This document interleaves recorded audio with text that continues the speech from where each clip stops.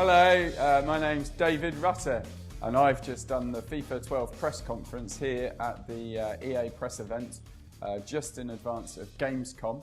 The EASportsFootball.com team have been kind enough to provide me with a state-of-the-art laptop with a very nicely branded piece of electronic paper with your questions on it. So what I'm going to do is I'm going to read them out with the question and then answer it, hopefully. So first up is Richard Wilkes from Facebook. What's new with FIFA Ultimate Team this year? So I think the big news for fans of Ultimate Team is that from the minute that you buy FIFA and put it into your console, Ultimate Team will be available right from then. So it's actually on the disc this year, allowing you to kind of create, compete and manage your team immediately upon the launch of the game. Some other exciting news for people that are excited by Ultimate Team and can't wait till launch day. You can actually log on to EASportsFootball.com and go to the new Ultimate Team web experience, start creating and managing your team. And for returning FIFA Ultimate Team fans, you'll also be given a head start in the form of some free packs. Okay. Sam Porter on Facebook, what improvements have been made to career mode? Regarding career mode, it's kind of difficult for me to go into a short answer. We've made some massive improvements to the mode overall. I think around about July time when I was on our press tour, I kind of went into quite a lot of details about career mode. But ultimately it boils down to a vastly improved experience overall. Lots of media interactions, lots of improvements based around the kind of morale of the players in your team, how they feel like they're fitting in with your tactics, your squad selections, how they can become unsettled, etc. You can also interact with other players and kind of, if you like, talk to the press about players at other clubs or results that you think might happen with the teams that you're about to play, and that can affect the morale of players too.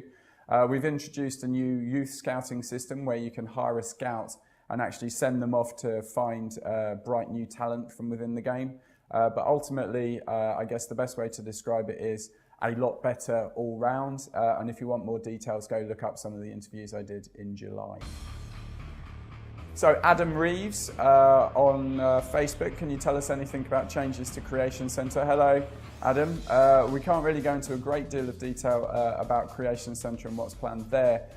Basically, Creation Centre as it was last year remains for all of our users, but for people that sign up for EA Sports as part of our new subscription service, we'll actually be launching some premium web functionality for them to have for free as part of their subscription, based around the creation of more teams, more players, and the ability to stamp a kit with a real-world graphic. Amongst other things. But for those of you that don't want to sign up for EA Sports season ticket, you can actually buy that as a PDLC unlock as well. McShambles on Twitter, will there be a greater balance of player attributes for lower league teams?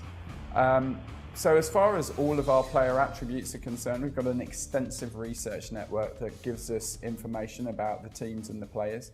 If my memory serves me correctly, we have around about 120 editors who actually input the kind of values for the attributes of the players, and then a research kind of database reviewer network of over 1,000 people that go in and make sure that the information that those 120 people have put in is accurate and reflects reality. So we're pretty confident that the quality of our lower league teams is good.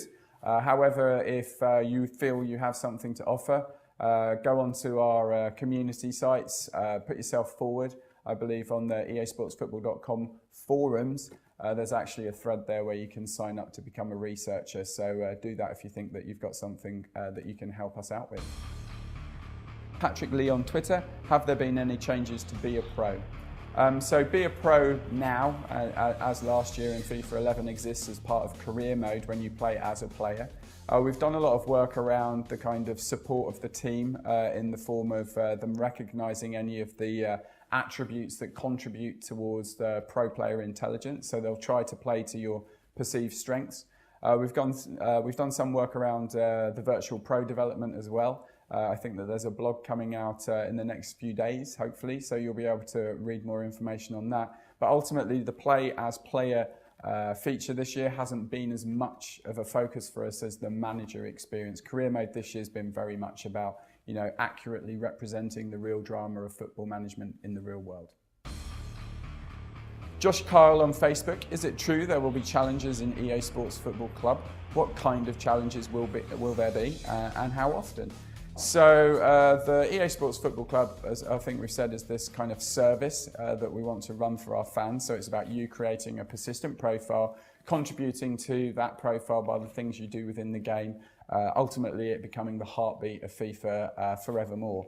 Challenges are a big part of that. What we'll be doing from the launch of the game is taking inspiration from the real world of football. If I was to take an example from this weekend's Premier League games as an example, you are QPR, you are 4-0 down, come back and save the game, although I think that's probably a bit hard. But what we want to do is take inspiration from the real world, create these scenarios and situations and push them into your game. We're going to be starting weekly. We're going to see how well we get on. If we can create enough cool content, we can increase that. If people aren't interested, let us know what you would like to see. As I say, we're operating it as a live service. We've got a team back in the studio that are generating these things for us, and we want to make sure you guys are engaged in getting everything that you want. Luke Smith on Facebook, what kind of things can you do with the Ultimate Team early web start? So the idea with the kind of head start on Ultimate Team on the web is that you can actually start creating and managing your team on the web using those free starter packs we'll be giving away for returning users. So the idea here, basically to whet your appetite before the game comes out and you can have fun on the web to make sure that you're kind of getting involved and getting excited by the mode. Mobzilla on Twitter, is there a lot more passing error in pro passing, seeing that defending is tougher in FIFA 12? So we have amended the passing somewhat this year. We still haven't finished the game at the moment, so we're going through final balancing. One of the things that some people might be pleased to hear is we do have gameplay customization sliders within the game. So if you don't feel that there's enough error or there's too much, you can actually increase and decrease the amount of error on passing this year if you want. Now that's only for your experience on your console. Online, you're basically restricted to the settings we give. We've done a lot of testing. We've put the game in front of our community members. The game changes quite a lot. So we're pretty confident that the game's, really, really good this year. But if you don't feel it's enough or if you feel it's too much, things like that can be adjusted within the game. Liam Peterson on Twitter, what is the biggest improvement in visuals for FIFA 12? So looking at the visuals, we've done a ton of stuff. Everything from the main menu through to the in-game presentation graphics. I think they're really cool. The kind of HUD that you have up on the screen for the score lines, the transitions, they're all really nice. We've done a lot of work on the lighting this year as well as, tons of new star heads. So we're very happy with the overall look of the game. Visually, I think there's two things that stand out probably the most though for you guys. One's the new camera angles in game, adds a lot more depth to the game, allows you to see the plays better and you really feel kind of rooted in the experience. And then whilst it's not strictly speaking a visual improvement, I think the player impact engine adds this beautiful fluidity in the game, kind of like a consistency engine to make sure that, there's no moments in the game where you're kind of taken out of the experience because they just didn't feel realistic. So probably those two for me.